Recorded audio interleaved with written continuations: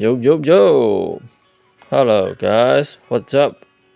今天是我第15次的口说跟读练习。那今天目标就是整部影片要把它念完，明天就要换新的影片啦。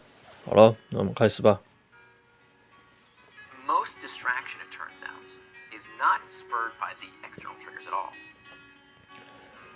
Most distraction, it turns out, it's not spurred by the external triggers at all. Most distraction does not start outside of us, but rather starts from within. Most distraction does not start outside of us, but rather start from within. The root cause of why we become distracted is because we feel these internal triggers. The root cause of why we become distracted is because we feel these internal triggers. These uncomfortable emotional states that we seek to escape. This uncomfortable emotion state that we seek to escape. So if we're going to answer Plato's question of why do we get distracted, why do we do things against our better judgment? So if we were gonna answer Plato's question of why do we get distracted, why do we do things against our better judgment, We have to start one layer deeper with first principles of why do we do anything. we have to start one layer deeper with first principles of why do we do anything. What's the nature of human motivation? What's the nature of human motivation? And when you think about it, most people will tell you some version of carrots and sticks. And when you think about it, most people will tell you some version of carrot and sticks. That it's about the pursuit of the pleasure and the avoidance of pain. That is the avoidance of pain. This is Freud's pleasure principle. That is Freud's pleasure principle. But neurologically speaking, that's not true. But neurologically speaking, that's not true. That in fact, we do not do things in the pursuit of pleasure and the avoidance of pain.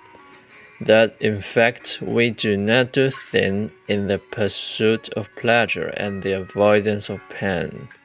That neurologically That neurologically speaking, speaking, we only do things for one reason, we only do things for one reason, and that is to avoid discomfort.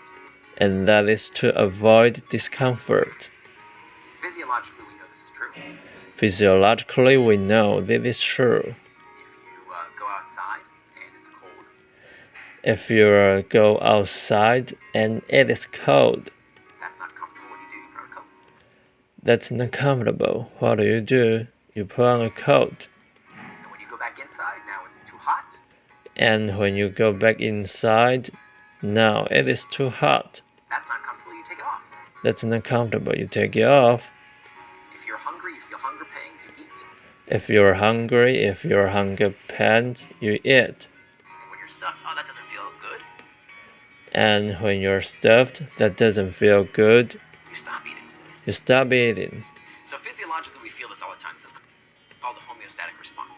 So physiologically, we feel this all the time. And this is called the homeostatic response. The same rules apply with psychological sensations, not just with physiological sensations. The same rules apply with psychological sensations, not just with physiological sensations. So, when you're feeling lonely, check Facebook. So when you're feeling lonely, check Facebook. When you're uncertain, When you Google. you're Google. When you're bored, check the news, check sports scores, check Reddit, Pinterest, whatever. When you're bored, check the news, check sports scores, check Reddit, Pinterest, whatever. All of these things cater to these uncomfortable sensations. All of these things cater to these uncomfortable sensations. So that means if all human behavior is spurred by a desire to escape discomfort, So that means if all human behavior is spurred by desire to escape discomfort, that means, as I said, time management is pain management. That means, as you said, time management is pain management. Fundamentally, if we don't deal with this fact, Fundamentally, if we don't deal with this fact, that we are trying to escape an uncomfortable sensation when we become distracted, that we are trying to escape an uncomfortable emotion state when we become distracted, if we don't understand it and learn new methods to cope with that discomfort, if we don't understand it and learn new methods to cope with that discomfort, we're always going to be distracted by one thing or another. we're always going to be distracted by one thing or another. One of the things that people do that doesn't work is strict abstinence. One of the things that people do that doesn't work is strict abstinence. Now, strict abstinence is when you tell yourself, I am not going to do that thing. Strict abstinence is when you tell yourself, strict abstinence is telling yourself, I'm not going to do that thing. And it turns out that strict abstinence, for many behaviors, backfires. It turns out strict abstinence for many behaviors backfires, Particularly behaviors that are very difficult to avoid completely. particularly behaviors that are very difficult to avoid completely. How do you abstain from food if you're on a diet? You have to eat. How do you abstain from food? If you're on a diet, you have to eat. How do you abstain from technology these days? How do you abstain from technology these days? I mean, it's imperative to do our jobs. It's imperative to do our job. We can't just say, stop using email for 30 days, you'll lose your job, you'll get fired. We can't just say stop using email for 30 days. You'll lose your job, you'll get fired. So, for those type of potential distractions, potential distractions, we don't want to just abstain. We don't want to just abstain. And just to dive into, because I think the research is so interesting. And just to dive in, because I think the research is so interesting. When we do abstain, When we do abstain, we tell ourselves, no, absolutely not. when we tell ourselves, no, absolutely not. It's almost like pulling on a rubber band. It's almost like pulling on a rubber band. Now, when you pull on a rubber band, you stretch. And when you pull on a rubber band, Just stretch and stretch and stretch, and you let go. you stretch, and you let go. It doesn't just go back to where you started. It ricochets even further. It doesn't just go back to where you started. It ricochets even further. And that's what happens when we employ strict abstinence. And that's what happened when we employ strict abstinence. We tell ourselves, don't do it, don't do it, don't do it, don't do it. Okay, fine, I'll give in. We tell ourselves, don't do it. Okay, fine, I'll give in. And that sensation of relieving the discomfort of telling yourself not to, And that sensation of the relieving of the discomfort of telling yourself not to is itself pleasurable. is self-pleasurable. This is a big reason why smokers get addicted to cigarettes. This is a big reason why smokers get addicted to cigarettes.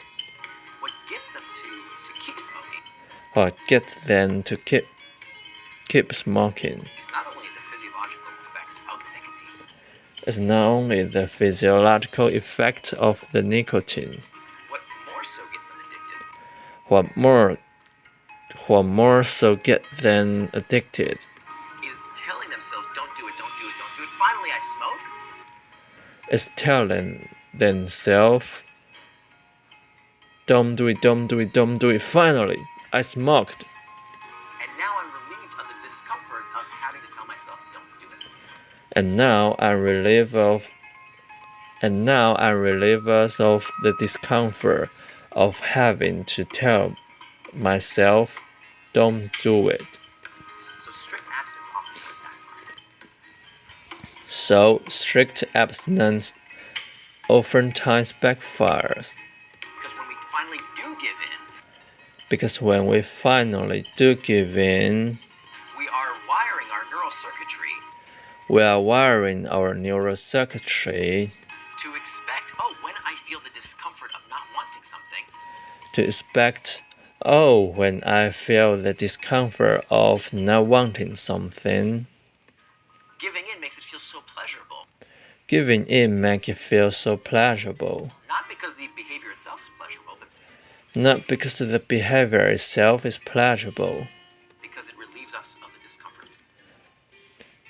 But because it relieves us of the discomfort of telling ourselves no.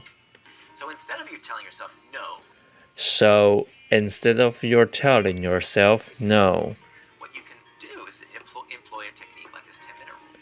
What you can do is employ a technique like this 10-minute rule. Here's how it works. Here's how it works. Tell yourself you can give in to that distraction in 10 minutes. You tell yourself you can give into that distraction in 10 minutes. 10 minutes of doing what psychologists call surfing the urge. 10 minutes of doing what psychologists call surfing the urge. When it comes to these uncomfortable emotional states, when it comes to this uncomfortable emotion state, we know that emotions don't last forever. We know that emotions don't last forever. In the moment, we think they will last forever. That's In the moment, we think they will last forever. how the brain spurs us to do something about it. That is how the brain spurs us to do something about it. Right? It spurs us to action by making us think. It spurs to action by making us think. I don't want to feel this way anymore. I don't want to feel this way anymore. But logically, rationally, when we think about it, But logically, rationally, when we think about it, emotions are like waves. emotions are like waves. They crest and they subside. They crest and they subside.